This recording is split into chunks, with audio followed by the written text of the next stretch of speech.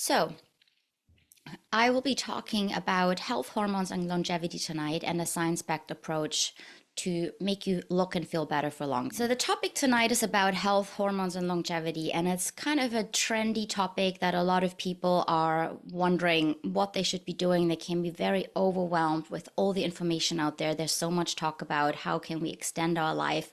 Do we need to take supplements? Do we need to take fancy infusions? What are certain things that we can do to optimize our health in the younger, earlier life already? Hormone issues in our 30s, 40s, and then going later into life into Alzheimer's, cardiovascular disease, dementia, all these scary cancer, those scary diagnoses. And we'll talk a little bit about the facts and the myth and what biology really says, what we can do on a day-to-day basis to really help improve that longevity. Okay, so what we're basically trying to achieve is, you can see here we have lifespan, and that's what science has been wonderful at achieving, getting that longer over the last century. We're all getting older, we're living longer, but that doesn't necessarily come with better health and longer health throughout the older years. So oftentimes we get older, but then it's very common that people have cardiovascular disease, cholesterol starts creeping up, their blood pressure starts creeping up, and they're just not feeling that well. And the whole idea about longevity is that we, instead of just living longer, is that we try and extend that health span so we feel better into older ages. And part of feeling better is not just feeling better physically, but also emotionally, so that we feel stronger and happier. And there's a lot of research that shows us what we can do to support that. Now, these are some of the common symptoms. There are many more that basically take away that quality of life and reduce that health span and make it kind of miserable getting older in a way. And that can start earlier on in life with period pains or losing hair, hot flashes through menopause, headaches, joint aches, and then longer and later in life, the more serious symptoms like cardiovascular disease, dementia, being frail, osteoporosis, those kinds of things.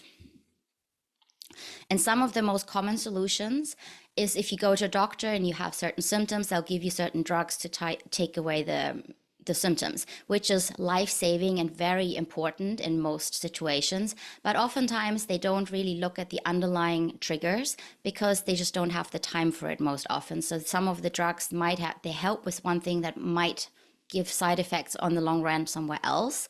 So the way functional medicine works is to actually look at what is actually causing these symptoms, what are the underlying triggers, so that we then don't have to, we can take all these different drugs. It's very important to actually do all of these things when they're necessary, but then at the same time, look at what's triggering it.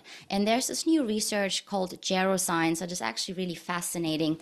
It's coming out of the States, a lot done in Silicon Valley actually, and it's the science of aging. And what they found is that a lot of these that we used to think as very separate illnesses like Parkinson's and heart disease, Alzheimer's, type 2 diabetes, and we would give very specific drugs to treat the different symptoms and conditions, they found that there are underlying factors that underlie most of these issues, and not just in the old age, but those same underlying factors also usually contribute to symptoms in the earlier ages, in the 30s and the 40s, hormone issues, and they all interconnect and talk to each other. And you can, if you address them, then you can slow aging as a whole. One of the big ones that people often talk about is inflammation. It's gotten a lot of press, or gut dysbiosis, so issues with the gut microbiome. A lot of people know about the importance of that now. And there are other factors as well, like when our DNA starts to not work so well anymore.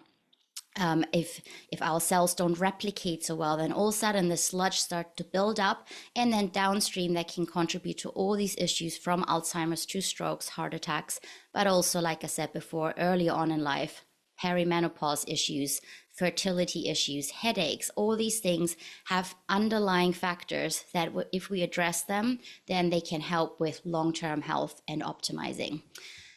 Now, what this does, and I took this just from a research paper, I didn't draw this myself, this basically helps us make that health span longer so that we live longer without any disease and basically have a better quality of life. And that's what longevity really stands for: living longer with better quality of life. Now, what a lot of the research in the geroscience and the longevity research then looks at is to develop drugs, obviously wonderful, lots of money in that as well, to suppress inflammation, to suppress these underlying hallmarks of aging, they call them. But often these drugs might have side effects, and also they might just block one single pathway. And they are very important for certain people if they already have issues.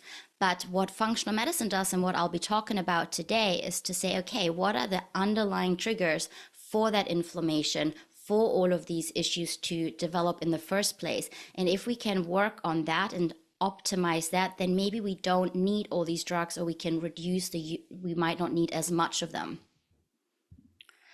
Okay, and that's where functional medicine comes into play. So functional medicine, I don't know who of you today knows a little bit about it. It's basically a root cause approach. It goes hand in hand with conventional medicine. So like I said in the beginning, all the drugs, very important. Just make functional medicine as an add-on to look at what's actually triggering it. Why did the person develop a problem in the first place? And let's work on those underlying factors. And perhaps if we take away those imbalances and support the system, perhaps the person then can heal and maybe needs less of these drugs. A little bit about myself before I properly dive in. My name is Smirta. I'm a functional medicine practitioner, and I got to all of this through my own health journey. I had Crohn's disease, which is a autoimmune disease where the immune system attacks your own gut. And it was pretty miserable. So throughout my childhood, I tried lots of different things like yoga and meditation. Before it was a thing, my parents were yoga teachers, so I tried it as a little child. Ayurveda, different things.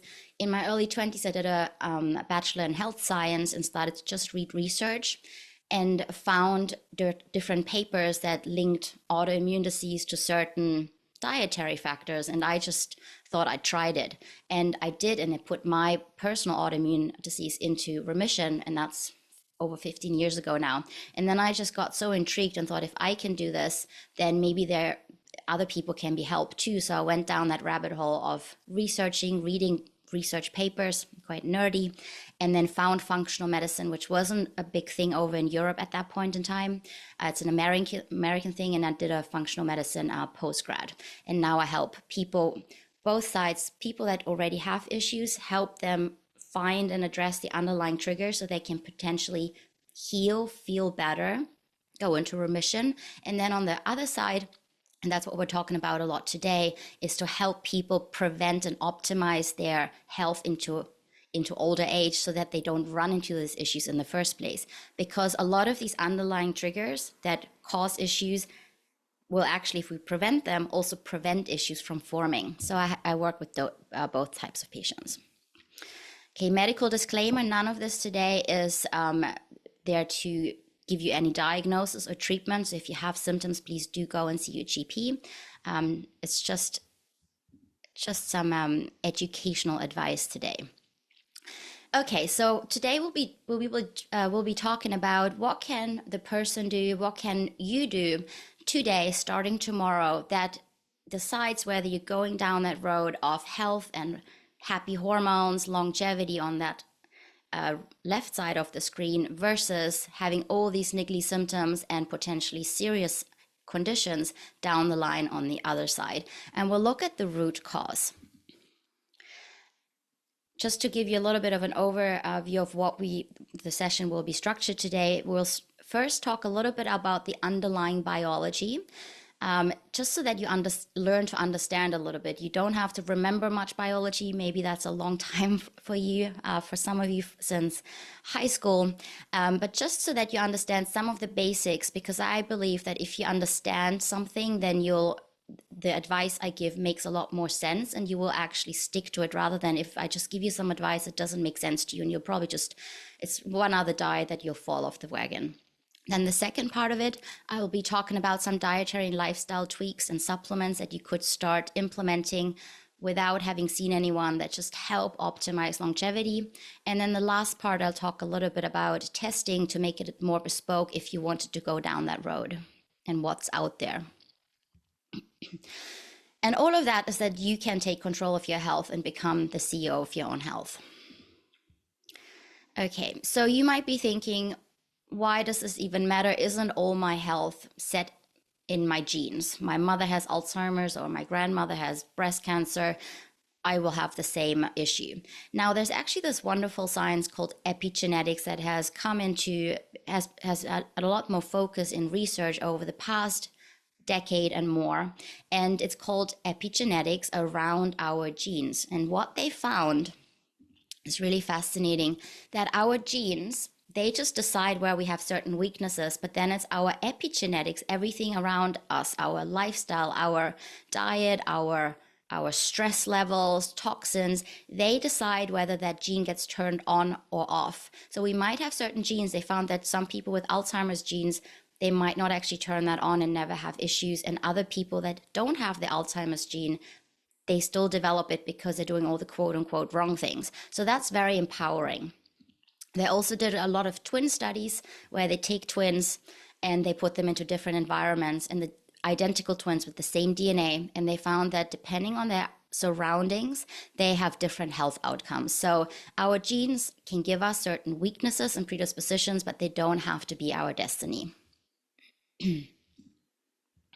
Okay, so today I'll be talking about the functional medicine side of it, getting to the root, what's really underneath those issues. So I showed this image before of all these different, they call them hallmarks of aging in science. They're 12 at the moment. And things like inflammation, damage to our mitochondria, our DNA. And we will be looking at what's actually causing those things so that we can then day to day address them and prevent these things from happening. The way I look at a human body is maybe a little mechanical, but I always picture it as lots of cogwheels that if they run smoothly, then everything runs smoothly. Then our brain functions, we have healthy mood, we're not anxious, our gut works, our hormones are happy, our immune system works well. But if there's slowly little bits of sand falling in there, or sludge or rust, then it doesn't right away grind to a halt, but it gradually will stop working as smoothly. So then eventually there's not one thing that will cause a problem, but it will be all these little factors that build up, and then things don't work as well anymore. And that's what we're looking at today. These little factors that might be tiny, but if they build up, then the whole system will stop working as well. Okay. So one of the big ones that can make this whole cogwheel machinery not work well anymore and contribute to aging, like I said before, is inflammation. Inflammation has become quite trendy, and for a good reason, because it really is at the root of a lot of issues in the body. And that can be, as in early life, things like acne, PCOS, endometriosis, but also depression, anxiety, vain things like belly fat, joint aches, trouble sleeping. Research shows that all of them have an underlying inflammatory component to them. And then when we're talking about aging and getting older, they even call inflammation inflammaging, because all the age-related diseases like Alzheimer's, cardiovascular disease, but also other serious conditions like autoimmune conditions, cancers, they have all been linked to and shown to have an underlying factor of inflammation that's driving them. And it just causes all-cause morbidity and just not feeling so well, reduced quality of life. Now, we might be thinking, where is this inflammation coming from? And inflammation, actually, it's kind of got a bad press because everyone thinks inflammation is only bad, but we need inflammation. It has a function in the body. It's our immune system getting rid of infections and invaders, healing cuts. So it's actually a really important process. It only turns into a problem if it then doesn't stop when the body when the infection has gone away or when the cut has healed. And if it starts to be that chronic low-grade inflammation, that's when it starts to create that rusting of that cogwheel machinery of health. And then wherever we have our predisposition, our weakness, that's where we then develop symptoms. And some of the underlying triggers can be chronic infections, and people have heard a lot about the gut microbiome.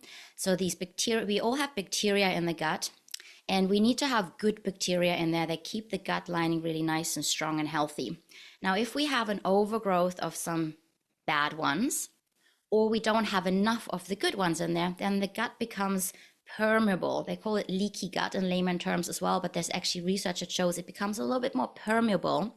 And then all of a sudden, substances from the gut can go into the bloodstream at a different shape. And then the immune system thinks it's being attacked by an invader and will try and fight it off, causing inflammation.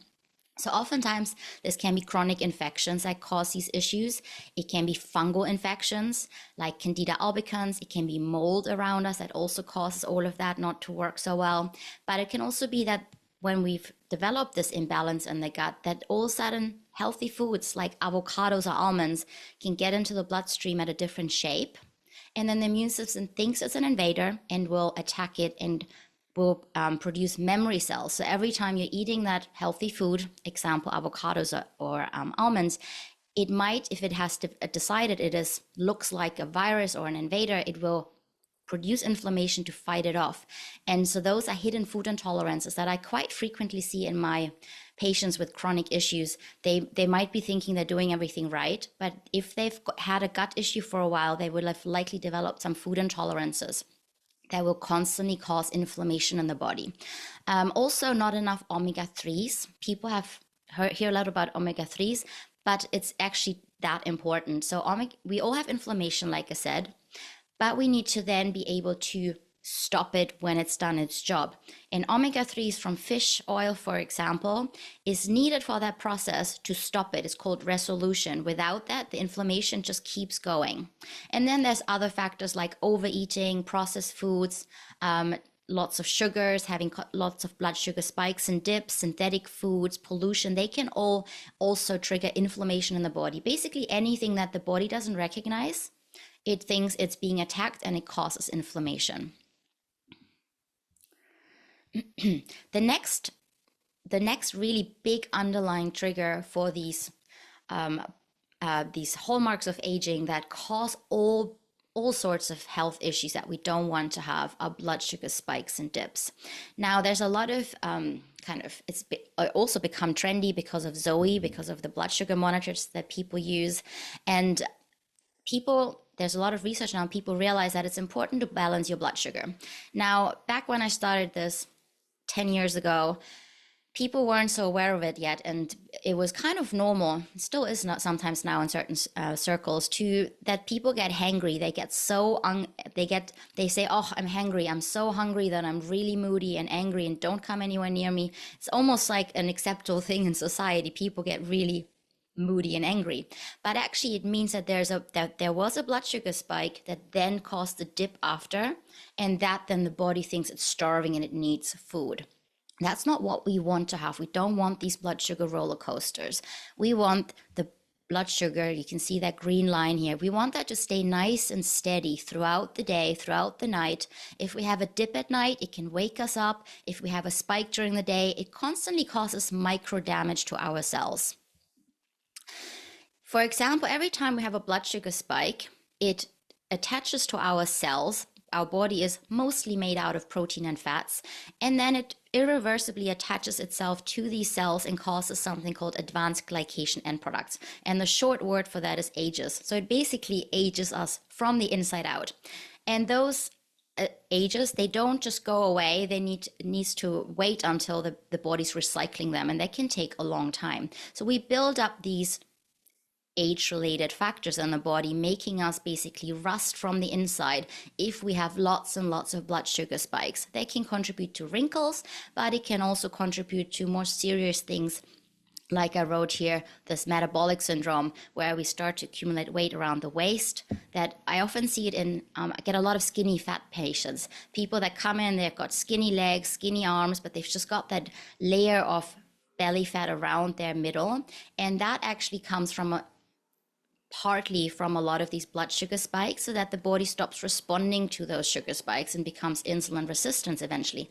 And that has then been linked to all these ill health effects, dementia, cancers, but also in the short term, PCOS and acne, endometriosis, hormone issues that often affect people at a younger age already, leading into perimenopause as well. They found that a lot of the hot flashes during perimenopause, for example, are actually not just caused by hormones, but also blood sugar spikes that then make the body produce more adrenaline, and then they get these hot flashes.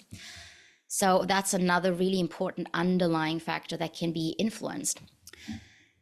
Another underlying factor that's very important is stress. People often kind of flippantly say, oh yeah, that person got sick because they went through a stressful period.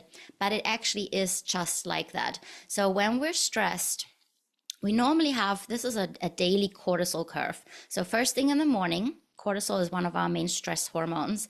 We should have a nice spike of cortisol to wake us up, get everything going, get the immune system working, get us energized, and then it should taper off throughout the day so that at night we can get a nice restful sleep, because this red line here is melatonin, and that we need that to have a good restorative sleep.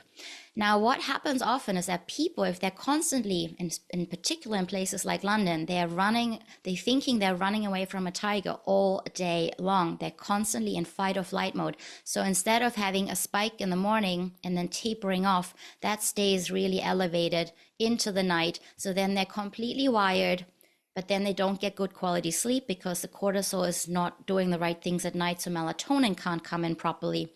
They don't get a good quality sleep. So then they're wired, and then they caffeinate, and they just on that cycle of constantly pumping out too much cortisol. Now, what research shows that if we have too much cortisol, and there's a really important part to this, we want that cortisol in the morning to help our immune system. So they found that people with autoimmune disease and cancers and obesity, they actually don't have a spike in the morning. So that's not good either. We want that to be a spike in the morning, wake up, be energized, and then we want it to taper. If that stays elevated, it messes with the immune system. Because basically the body in that moment thinks it's running away from a tiger. So it's sending all of the blood flow to the parts of the body that are needed to run away from that perceived tiger.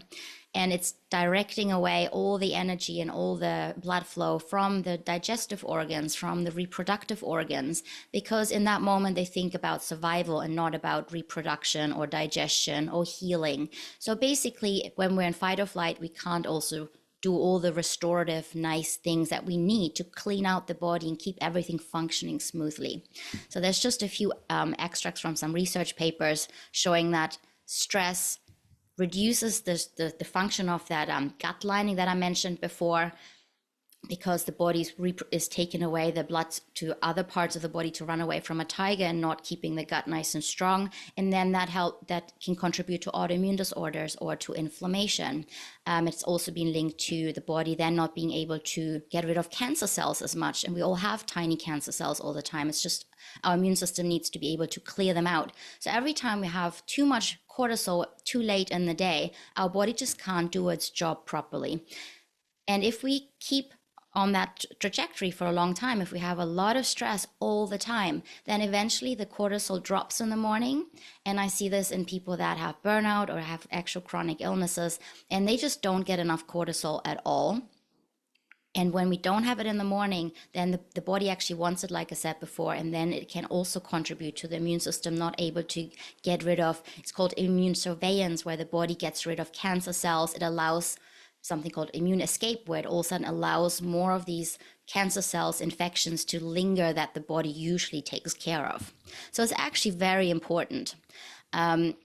It also makes we have worse choices with food, for example, if we're stressed, because we trigger the reptilian part of the brain, our survival brain, that says eat, eat, eat, no matter what it is. And it's really hard to stick to healthy choices. It messes with our sleep, like I said before.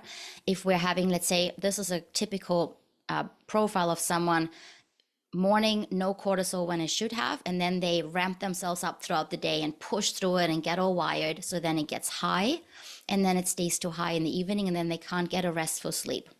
Now, sleep, I could do a whole hour lecture on just that, but sleep is really important for longevity and recovery, because for lots of reasons, but one of them is that at night when we're in deep sleep, our brain shrinks a little bit.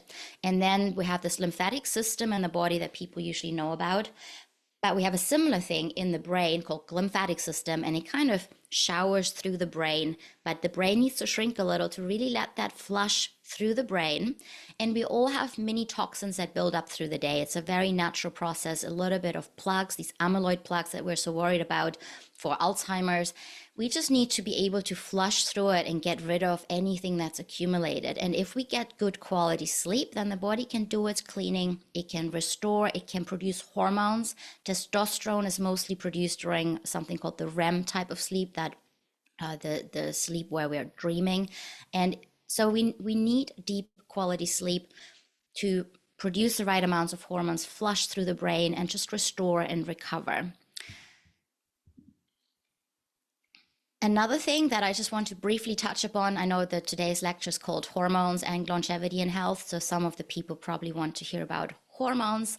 I did this talk yesterday in a clinic in Marylebone, and the women all wanted to hear about hormones, and I didn't talk about it enough, but they didn't complain, but I will do a little more today about it. So oftentimes people think that symptoms like irregular periods as a teenager, having period pains, having hormonal acne, PCOS, painful breasts, maybe endometriosis, that is a nuisance, but not so much of a problem. But all of these have an hormonal imbalance underlying, and often also an inflammation.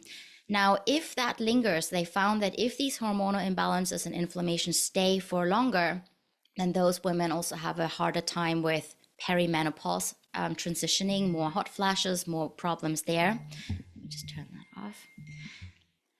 But also they found that women that have more perimenopause issues, more severe hot flashes and vasomotor symptoms, they're called, they have a higher likelihood of having Alzheimer's and osteoporosis and things like that down the line, cardiovascular disease.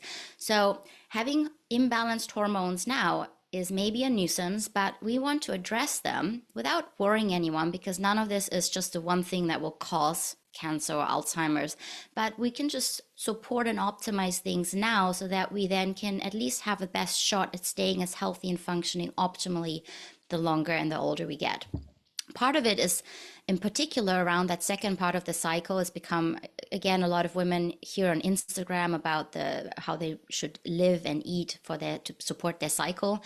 And it is actually quite important because we have these different hormones. So for example, we have progesterone coming up in the second part of the cycle, and estrogen, this is the yellow line, should be a little bit lower in the second part. And often a lot of the problems that women have with painful breasts and heavy periods, endometriosis, breast cancers, they can have, as one of an underlying factor, it can be that they have too much estrogen in that second part of the cycle and not enough progesterone to balance it out. And if you address that, then that'll be good. If you don't address it long term, that can contribute to things like breast cancers, ovarian cancers. So you really want to deal with that when you can. And we'll talk about it in a moment. I'll give you some empowering steps you can start doing tomorrow. Okay, I just talked about what do hot flashes have to do with cardiovascular disease.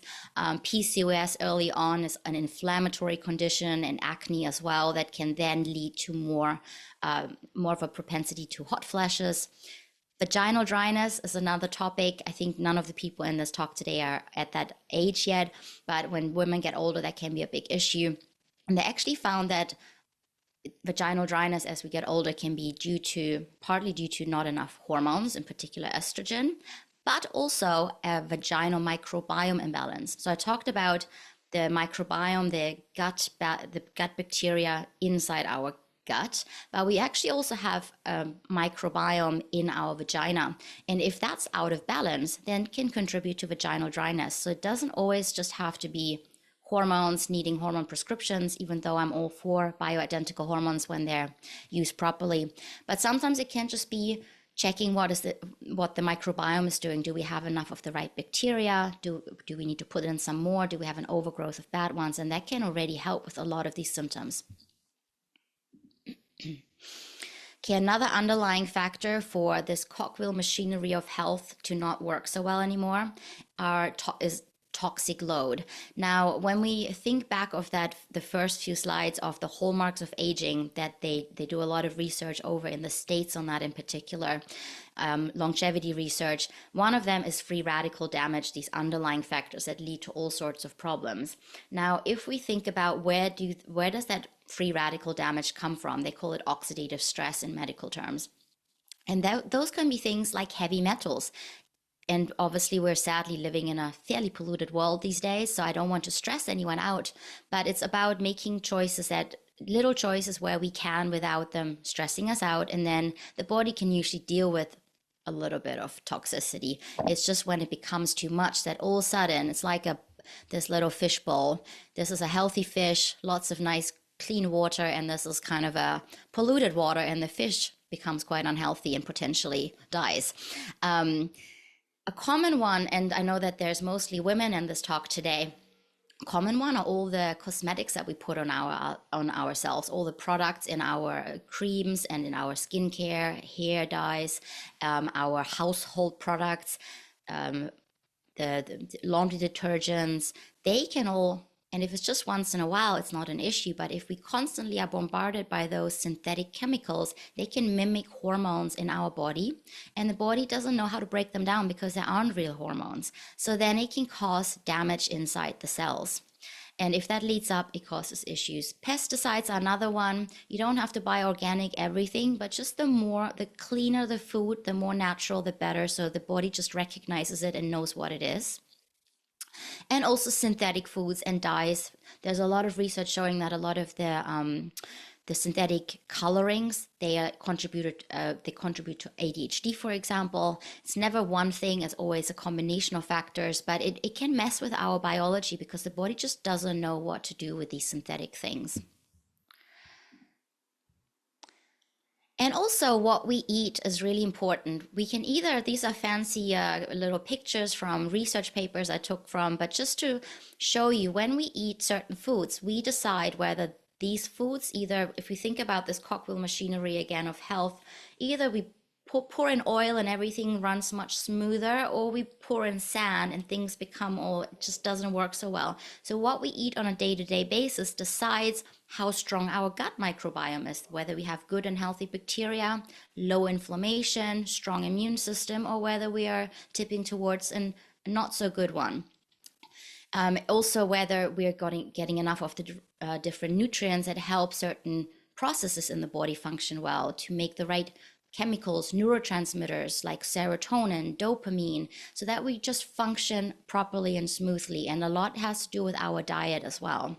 So here, for example, they showed in a paper that having the wrong kind of gut bacteria, that can lead to and contribute to worsen Parkinson's disease, for example. So we do have some control over how we have a health outcome. If we just support things, we can have the best outcome possible, at least the best chance. Okay, so how does all of that have to do with longevity, aging, health span? I think it's quite clear, but all these things, if this biology doesn't work well, and I just told you about a few of the factors because we obviously only have limited time today, but if they don't function well, if there's constant blood sugar spikes and dips, if there's constant inflammation, free radical damage, then this cogwheel machinery of health will eventually just grind to a halt. And then wherever we have our weakness, we will have a really severe symptom. And so what we can do with functional medicine is to say, okay, let's just make things run as smooth as possible so we give our body the best chance at optimal health as possible. Okay, so that was a little bit about biology. Just see if I have you all still there. Yes.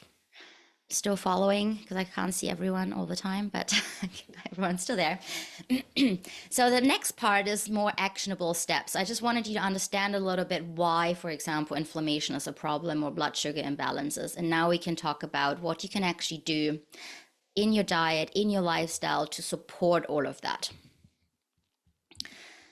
Okay, so what people often think they need to do all these fancy things, ice bath and saunas and nutrient infusions and 1,000 different supplements, and they can be very overwhelmed. So I have a lot of people come to me saying, oh, there's this new fancy this and this new fancy that. What do you think of that? Do I need to do all of that? But those are all just the kind of the last little extra bit that can create a little bit of an edge. Where it comes to the majority of things are actually I call them the basic pillars, and is fixing the root cause, making sure everything runs smoothly, getting rid of blood sugar spikes, inflammation, free radical damage, and just getting things to run as smooth as possible, balancing out the hormones so the cells can communicate properly. And a lot of that is actually decided in our day-to-day diet lifestyle. And then we can make some more bespoke tweaks where we need to if people have certain problems. And I always say with a pinch of 80-20 rule, because there's something called orthorexia. I don't know if you've heard of that, where people become so obsessed with healthy living that they become stressed about it. And it's almost a psychological problem then. So it's important, and there's a lot of research in longevity research with centenarians, the people that get really old in those blue zones like the Greek islands and Italy, that the really important part of it is also to have community and social connectedness and meaning and purpose. So you don't have to over obsess about all these things. Just try and nourish your body 80% of the time. And then the body can also get away with living a little. It's just about the proportions. Okay. This is just another picture of let me just, can you guys see yourself in there? I have you right in the middle of the screen. Am I blocking the screen for you as well? No, that's fine. Okay. Because you're right in the middle.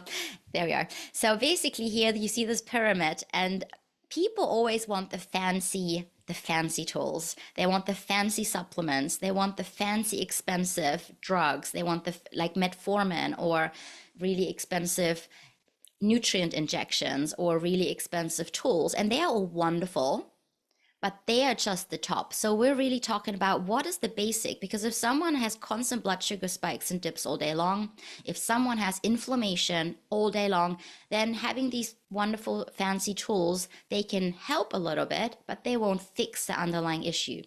So with functional medicine, we try and look at this maybe a little bit less fancy, the underlying factors of what caused inflammation, what causes blood sugar issues, what causes free radical damage, and aging and hormone issues in the first place. Okay, so people always ask about diet. That's something people like to talk about. And it's not just about that, but that is a big part of what we eat. So today I just want to summarize 5 basic cornerstones that will already make a huge impact. So step number 1 is to balance the blood sugar. Very simple. Instead of having blood sugar spikes and dips, that every time we have a spike, it causes this aging and rusting to our cells and messes with our immune system. We want that to be nice and balanced and steady. How do we do it? We don't have to cut out carbs entirely. We just want to shift the proportions of the meals so that we have more protein and vegetables and fiber and a little bit less carbohydrates rather than mostly carbohydrates with a tiny little bit of vegetables on the side.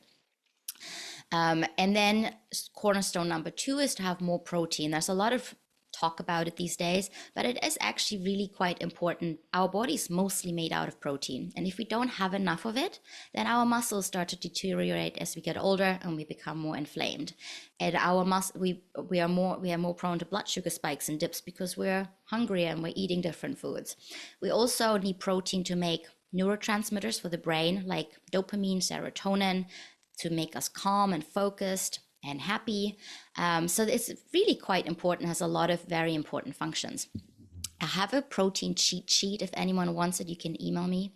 Here I have my email address, but I also have all your emails, so you can I'll send it to you after, where you can easily calculate what's actually important for you, because most people don't get enough. I see this all the time. I calculate this with most of my clients, and most are just on the very low end. Now, if someone has cancer, they might need to adjust this, or if they have a kidney issue. So this is just for basic healthy people. So always, if you have a health issue, obviously talk to your doctor. You might have to tweak it and adjust it. Okay, so the third cornerstone, also very important and very simple, is just to have a little bit of time between meals when you're not eating. And I'm not talking about fancy big fasts where you can do them if you're healthy enough and you're maybe getting medical supervision for that. But I'm just talking about not constantly snacking. People think that we need to constantly snack every couple hours, but that's actually because we're having these blood sugar spikes and dips. If we have the blood sugar nice and steady, then we can have 2 or 3 proper meals and we don't need anything in between. Now, the reason that is so important is that when we don't eat between meals, our body can clean up after itself. It's called autophagy. It's like a fancy word for just cellular cleanup. And it's kind of comparative to, say, I don't have children, but if people have them or have them visiting, if they're running around the house, it's really hard to do a deep clean and tidy up the house. So you want to get rid of them for a moment, put them outside or somewhere else so that you can tidy the house. And the same thing happens with the body. If we're constantly digesting and eating, then the body can't do its housekeeping, it can't do its cleaning, it can't clean out the gut, it can't get rid of mutated cells. Sometimes we can do longer fast if we really want to upgrade longevity. There's something called the fasting mimicking diet that's had a lot of research out of the University of Southern California. And it's basically 5 days of a very reduced diet with very little calories, barely any protein, or so the opposite. So basically no protein, no sugar. So the body starts to eat itself. Most of the time we want enough protein so we can build all the right things. But then if we temporarily really reduce it, the body really starts to gobble up everything that doesn't serve us any longer, basically. And it has a lot of wonderful research for prevention, longevity. One of the other really simple tricks with the fasting and when not to eat is to have earlier dinner. And it sounds, again, so oversimplified, but there's so much research that shows if we have the same meal at, let's say, 6 or 7 p.m. versus 11 p.m., the same healthy meal has a completely different effect on our body. It can make us more inflamed if we eat later. It messes with our sleep, our recovery, our restorative. So it can make us more inflamed the next day. It can make us more insulin resistant. So we can't really metabolize food and sugar so well the next day. So just having earlier dinner and not snacking can be a huge shift for a lot of people. And it just helps the body clean up and basically make all of that work and smoother. Okay, cornerstone 4. And I don't want to go into too much detail with all these things because, again, each of these topics I could talk about for hours just on each of one of them. But just think about nourishing your cells when you eat. 80% of the time. You don't have to do this all the time. You can also go and live a little and have some fun, fancy dinners with maybe not the healthiest food. But the majority of the time, just think, okay, let me give my body and my cells what it needs. And some of the most important parts there are that you have to have a little bit of cruciferous vegetables, which are broccolis, cauliflowers, cabbage, those things that help the body detox and metabolize hormones in particular, but also other toxins. We need to have omega-3s, ideally from things like salmon. We need to have some iodine. Most people don't have enough iodine because it's mostly in seaweed. Most people don't eat that. And iodine is actually very important for this whole cogwheel machinery of health. People usually think about iodine for the thyroid. It's very important for our thyroid and metabolism, but it is also very important for female health in general because it helps to our estrogen receptors, so how the body can kind of listen to hormone signals. So a lot of women they've linked it in research, fibroids, cysts, endometriosis, there can be a high iodine deficiency linked to it, but also you don't want too much. So don't just start to supplement wildly because with a lot of these things, you just want a good amount. Not enough is not a good thing. Too much, not always either. Want to have a lot of fiber and just eat the rainbow in vegetables rather than overcomplicating things. The more variety, the better, and then you will likely get a little bit of everything that you need. And then go for an anti-inflammatory diet. So instead of what some people then talk about, you need to eat certain foods that lower inflammation, the way I would say, and functional medicine looks at it, is to say, okay, what causes inflammation? Do you have gut infections? Now, if you have an overgrowth of certain bacteria, maybe you don't want to have so much fiber because it could trigger it for you if you already have an overgrowth. Then that would inflame you. But other people might have not enough bacteria, so they need to have more fiber to have an anti-inflammatory diet. Or if you have hidden food intolerances, let's say the avocado I mentioned before, if that's the case for you, then you might have to temporarily cut those foods out so that there's no inflammation while you're fixing the gut and making it all strong and healthy again. Those are more of the anti-inflammatory dietary factors than any fancy diet. It's just looking at, okay, what's causing inflammation for me specifically, and let me address that rather than running and following a fancy anti-inflammatory diet. I talked about how processed foods, synthetic foods, overeating, they all cause inflammation. So just taking away inflammatory factors will be anti-inflammatory. Okay, so this is just I always tell people just to if they can, 5 or 6 days a week, try and stick to the basics. Lower carbs, more veggies and protein, keeping that blood sugar nice and steady. And then 1 day a week, have a cheat day, do whatever you want, live a little. The body can usually get away with it. If you already have a health issue, a serious health issue, then you might want to tweak that 80-20 rule and make it a 95-5 rule temporarily. But everyone will usually stick to healthy living more if they know that it doesn't have to be every day of the week, and they haven't failed if they have kind of had 1 day a week where they've eaten a little bit of what they maybe shouldn't be having. Yeah, 80-20 rule. So you can have your cake and eat it too. You don't have to constantly abstain as long as it is part of a nice, balanced, healthy lifestyle. Okay, next part are the basics of a healthy lifestyle. 5 cornerstones there as well.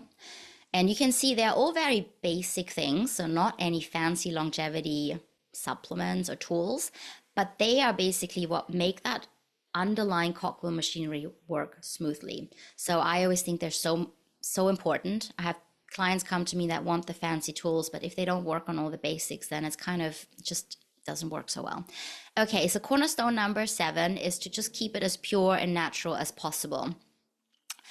Whether that means having a filter for your tap water, or whether it means that you're swapping out your cosmetic products for some more natural ones that don't have estrogen mimicking, hormone blocking substances in them, whether it is switching out your very convenient Nespresso capsules that have aluminum in them with a old school stainless steel coffee maker or glass one that is maybe not as fun and fancy, but it doesn't have the aluminum that's been linked to contributing to Alzheimer's, for example. Just little simple steps. And also a takeaway message with the takeaway coffee is that takeaway mugs in general, if you go to a coffee store, and I know this is not a very popular topic for most people in a city like London, is they have mini plastics in their lining so that the coffee doesn't seep through, and the lid is usually made out of plastic, and they found that they seep into the coffee or tea, into the hot liquid, and then we absorb it. And that also, these microplastics, they can also mess with our hormones. So again, it's fine to have these things occasionally. It's really about what you do day to day. So you might want to make it a habit to have carry a stainless steel coffee mug with you and give it to the person at the counter if you like takeaway coffee, or make it on your own. Okay. Next cornerstone, stress management, is kind of self-explanatory now that I explain why stress is so bad for us, but we really want to make it a habit of supporting our circadian rhythm so that we have a nice cortisol spike in the morning and then it tapers off throughout the day. And whatever it is that works for you, everyone is so different. Some people like to meditate. Some people, it stresses them out more thinking they need to meditate. Some people like to read a book or draw, or they might want to color a book, or they might want to do yoga or go horse riding or whatever is going for a walk, whatever works for you. As long as it is something that shifts you out of that fight or flight mode and puts you into that restorative parasympathetic state, it's called, where your body can actually rest, digest, heal, and just do some cleaning up, so that we can then also have a nice sleep at night. And again, could talk about this forever, but I'll just leave it as that for today, and you can ask questions after. Next cornerstone, right, kind of connecting to the previous one, to the stress, is sleep and circadian living. If I had to pick one of the most important factors that I believe is just really crucial for longevity and health, it's making sure you get enough sleep. Talked about that lymphatic system, that cleaning of the brain during deep sleep, but we make all these other wonderful hormones, growth hormones, testosterone, clearing out inflammation as we sleep. So prioritizing sleep, really important. If you have trouble sleeping, and a lot of people come to me because they have trouble sleeping, I have a online recording. I did a whole workshop on that. If you want it, I can just send you the link to it for free. because there are usually underlying factors that can mess with our brain chemistry to keep us awake and alert at night when we want to sleep. There's nothing worse to know that we should sleep and we can't do it. And then something called circadian living. So we actually have, you saw the cortisol curve before, that we should have that spike in the morning and then go down. But it actually happens in most of our cells in the body. They have a daily rhythm. They have a clock inside the body that certain things need to be happening at a certain part of the day. So for example, sleep, if we sleep earlier in the evening rather than someone that's a shift worker and sleeps late in the morning, the next morning, the same amount of sleep has a different quality and a different restorative effect. Same happens with food. Talked about how to have earlier dinner can make such a difference. Not starting with food too late in the day. All these things can have a huge impact. And also having just some bright light first thing in the morning can help these clocks in the body kick off, start properly. Again, super simple, but very powerful. Spending some time in nature has also been shown to really help with stress and restorative. And it can also just be having a screen on the wall if you don't have nature around you that has the look of a rainforest or mountains, and maybe listening to some sound of rainforest that can already trigger some of the feelings of restoration and recovery in the body. Okay, cornerstone number 10 is exercise. People generally know about exercise, the importance of it. So I won't be talking a lot about that today. Most people in London, people that come to me to see me, they are more on the side, more prone to over-exercising often. And so I'll talk a little bit about that part, because exercise, very important, keeps our blood sugar more steady, gets rid of certain inflammatory chemicals, stress hormones. But if we over-exercise, actually a lot of that can happen, kind of what we're trying to get rid of can be triggered. So if we were to run a marathon every day, it can actually stress our body out more and deplete us. If we're skimping on sleep, if we get up at 4 a.m. to squeeze in a workout so that we can then get the kids ready and then run our career, they actually did research and found that if we skimp on sleep and we then get a workout, we don't get the health benefits from that workout. So it might be better to get you sleep and then somehow get a walk in during the day, or get a short 15-minute, some squats and lunges in your little office break. That would be better than not getting enough sleep. Because overdoing exercise, undersleeping, not resting enough can kind of stress the body out and break it down more. So then you're kind of trying to do something good, but doing something not so good for the body.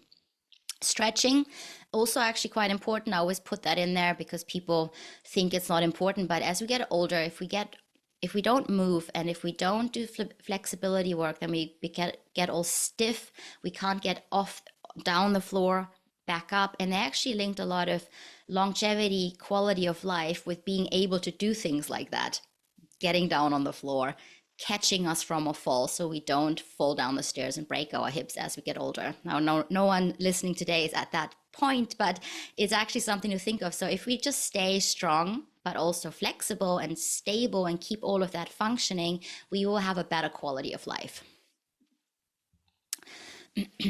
Okay, people love supplements. So I also will touch on supplements today. There's so many different wonderful supplements out there. There are a few that I generally recommend most people take because it's just hard to get enough of that through our diet, in our lifestyle. One of them is vitamin D, in particular in the UK. Everyone in the UK in winter should be on it. Pretty much, unless they have some health condition that prevents, that they need to be careful with. But higher levels to really get to the optimal range. And always make sure that if you take vitamin D at a high level, you want to make sure you have K2 with it. And I see this quite often. People come in and say, well, I'm on really high vitamin D, but they don't take K2 with it. And K2 is needed because when we take high dose vitamin D, our body absorbs more calcium, which is kind of what we want. We want that calcium to make our bones strong. But if we don't have enough K2, the body doesn't know where to put the calcium, and it might go into the wrong places, like our arteries or into our joints. We don't want that there. We want it in our bones to keep them strong, and the K2 helps with it. Magnesium helps to activate vitamin D, so that's also a good thing to add. Most people are low in vitamin D just because our soils are depleted. So even if someone eats a really healthy diet, If we're stressed a lot, then the body burns through more. So that's another one that I just recommend most people take, in particular if they're feeling a little wired or they're working out a lot, they're stressed. Safe level 300 milligrams at night. Vitamin C, everyone can take a little bit as well, because it's, again, really hard, especially with our kind of lifestyles, to get all the fresh nutrients that give us vitamin C. A multivitamin with methylated Bs, those are kind of active B vitamins that the body can utilize.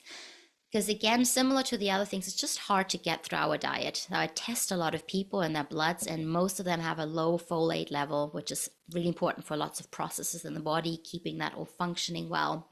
And an omega-3. Omega-3, talked about a lot before, how it's important for inflammation, brain health, heart health. But unless you're eating fish most days, you're likely low. And again, I test a lot of people, and I've tested a lot of people over the last decade. And even if someone eats salmon once a week or twice a week, oftentimes on testing, they're still low in their omega-3 content in the body. So unless you eat fish 3-4 times a week, you might want to supplement it. And at a higher dose, so the research suggests that we actually want to take quite a high dose at 2,000 milligrams to be optimal and support the inflammation. So this is not, a lot of the recommendations are always at a low level to get us into a range where things kind of work and we don't have a serious health issue. But what we want with this whole longevity and health optimization is to make sure that everything functions as smooth as possible, so we don't run into issues in 10 years, because constantly low end omega-3 right at the bottom of the range will just contribute to that sludge building up, because there's mini inflammation everywhere. Then there's some supplements that I'm not generally a fan of people just taking, because they can easily be overdone. So they should ideally work with a practitioner, their doctor, get it tested. Zinc is one of them. A lot of people take zinc since COVID. Very important for the immune system, for our hormones. But if it's overdone, then it's kind of accumulates in the body and can cause issues. Same with iron. A lot of females that have a cycle are pretty low in it and probably benefit from it, but having too much iron can be inflammatory and actually contribute to faster aging, because it rusts our cells basically. And then there's lots of optional add-ons that people can take if they want, and depending on their symptoms, if they have issues, if they have chronic infections, they might need to take some antimicrobials or some antibiotics. If they have a lot of inflammation, they might benefit from extra turmeric, that's anti-inflammatory, but that really depends, and none of them should be taken all the time. You can just cycle them in and out, because they can also put a strain on the liver, because the body has to metabolize them. So it's these optional add-ons, I would always work with someone that can tell you what's actually right for you, and don't just take them and don't think the more is the better. Yeah, okay. So this is a little checklist of the basic steps. And again, they're not fancy, but they are, what I've seen in my practice, they are the ones that really move the needle between feeling better, feeling optimally healthy or not, compared to adding in fancy things, but eating like crap all day, not sleeping, those kinds of things.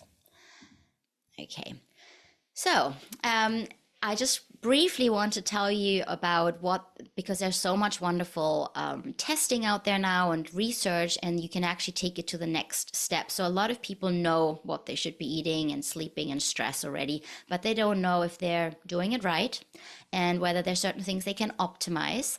And that's where they can work with a functional medicine practitioner or a longevity doctor that is specialized in this. So I work with this a lot. Because I think if people test things, they become more empowered. I personally like to see things on a blood panel, and I track my sleep so that I know what's going on, and then I can make changes. And a lot of people work that way. So obviously there are lots of wonderful home monitoring devices where we can see how stressed we are, if we've exercised, which is great. But then if you want to take it to the next level, I generally recommend something called predictive biomarker testing. And predictive biomarkers have been called predictive because they've been linked in research to predict not just one bad health outcome, but all sorts of them, similar to what I was talking about with all these underlying factors like inflammation before. So they found, for example, that if you test inflammation, that is linked to bad outcomes with Alzheimer's and cardiovascular disease and all these other things. So there's certain panels that is just a good overview of where you're standing on that panel of trying to live healthier, look after yourself, and whether you can make changes. And you can usually get them. You can go to your GP and get them. They might not be doing them. Obviously, there's certain bigger companies that do them and are a little bit more open-minded to it. There's some companies called like Randox that are on High Street Ken and on King's Road here in London. They have a really big panel. I sent most of my patients there because they're so cost effective. I don't have any ties to them, so I don't get anything off this, but they've given me a code that people can get percentages off, but I have nothing. I don't get anything out of this. So there's a code, M Precision Health, and it gives you, I think it's 200 markers or so for £200, which is pretty good. And then you can add more. You could check for a little bit more in depth. What's my omega-3 doing? What is my zinc doing? What's my, do I have viruses that are constantly causing inflammation in the body? What's my iodine? So all these things that I talked about before, you can actually test, but you don't have to. You can just usually start with a good overview with these predictive biomarkers. But then the next part is where I find the magic can happen, and the big difference is that when you get these blood panels, and let's say you go to your GP and everything is seemingly fine, but then in 20 years you might all of a sudden have a full-blown issue, is often because the reference ranges are made with the average of the population, not optimally healthy people. So for example, blood sugar, here HbA1c, it's a blood sugar balance over roughly 3 months. And the reference range they use in the normal labs is for whether you're diabetic or not. It's not about whether you have micro blood sugar problems all the time that constantly every day cause micro damage and cause things not to work as well anymore. So the next step, if you're really interested, would be to say, okay, well, I'm not in danger zone. Good. I'm not having a full-blown issue where you need to see your doctor and really work on that. But am I actually optimal, or am I slowly degrading my system? The next one that is really common is the iron storage molecule called ferritin. It's a very simple test. A lot of people have done it. The normal range in most labs is anywhere between 15 and 300, depends on the lab. Now, I quite often see this, girls come to me, they have heavy periods, and their ferritin comes back at a 18 or 20. As you can see, that's right at the bottom of the range. Now, iron is needed to make red blood cells to send oxygen to our cells. If our body has just enough of that iron, but not really in the right range to make good amounts of red blood cells so that all the body and all the cells get proper oxygen, proper energy, then we're constantly micro-starving the body. And then nothing works as well. So then we can, all of a sudden the thyroid stops working as well. Hair starts falling out. But the ferritin is in normal range, it's just not optimal. So I always like to look, is it optimal? And the optimal range, research shows, for all the cells to function properly is actually between 60 and 90, which is quite a different range. Now, on the flip side, and I mentioned this before, iron too much is inflammatory. They did research and showed that anytime this ferritin, this iron storage, goes above that optimal range, more is not better, but it can actually cause rusting of our cells and contribute to Alzheimer's, cardiovascular disease, problems like that. So you want to make sure you're in the right range. And also, if it's high, it could also mean that you have inflammation that's causing that to be high, but I won't go into the details there today. Vitamin D is another very common one that the normal ranges, most labs between 30 and 200, depending on the lab. But research shows so vitamin D, a lot of people know that it is so important for our cancer prevention, autoimmunity, to keep our immune system as happy and strong as possible. But they found in research that actually all these effects of the vitamin D helping with breast cancer, with bowel cancer, with autoimmune disease like Hashimoto's or multiple sclerosis, that is not at the bottom of that 30, but it's at the 100 to 150, because that's how we evolved at the equator. We would actually have that naturally. That would be that kind of vitamin D level is how our body functions optimally. And then blood sugar. I mentioned before that we can often have these blood sugar spikes and dips, and we're not even aware of that being an issue, constant little spikes and dips. What research shows is that we can have, so here, for example, this is a lot of people have used this from the Zoe. I don't know if has anyone used it before? A blood sugar monitor on the arm, like Zoe, the Zoe app. So you can buy that just personally without the Zoe app or anything like that. If you're interested in health optimization, you you plug this little thing in. It has a micro needle. It doesn't hurt. You don't really feel anything. It stays there for 2 weeks. You download an app on your phone, and then you can measure your blood sugar. Now that monitor is designed for diabetics to not have a real problem, not have a real spike or a real dip where they might have to go to hospital or have an injection with insulin, those kinds of things. That's what the range is designed for. It's between 3.9 and 9. But actually what they found, again, research, is that anytime the blood sugar goes above 5.9, which you can see is quite a different range, it already causes micro damage. Now, if this happens once in a while, no problem. If it happens day in, day out, then it contributes to all of that not working well. PCOS issues, anxiety, brain issues, Alzheimer's. So you want to optimize that too. So they found that optimal, that blood sugar, if any one of you is interested in that, then you can change it in the settings on the app of that company and just make it slightly narrower so you can see whether you're actually optimal. And then we're almost done, and then you can open up the questions. I know I've talked a lot. If people then actually want to go a little bit deeper, there are always more specialized tests. So I talked a lot about inflammation at the beginning, and that gut issues might cause them, and that there might be hidden food intolerances or mold or some stress hormones, heavy metals, all these things. You can actually test all of that. So for example, if you were to come to someone like me or some other practitioner that knows how to work with these things, we would then be like a detective and say, okay, you're not feeling quite well, let's dig down there and check where this is coming from. Or if you don't have symptoms, hopefully, then we can look at all these things and see whether you're currently optimized so that you don't run into issues in 20 years' time. So often people don't have symptoms for a long time, but they might already have gut issues and imbalances in their gut microbiome. They might already have some mercury or lead in their body without them knowing, and it constantly gradually degrades. So you can test for these things so you can make it a lot more bespoke if you wanted to.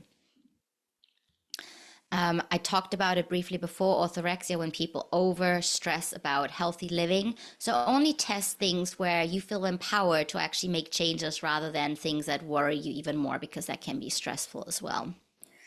Okay, so where to take it from here? Thanks so much for listening. I have a lot of free educational content. Some of you already follow me. I put out a lot of videos on Instagram and YouTube and podcasts, just trying to educate people. So if any of you is interested, just check it out, because I love educating people and empowering people to become the CEO of their own health. Then I also have courses where there's all the basics that I talked about today are basically described in a little bit more detail: how to eat, sleep, those kinds of all the basics. And then I see patients one-on-one for helping people take control of their health as a side to their regular care. And now I'll open up to questions.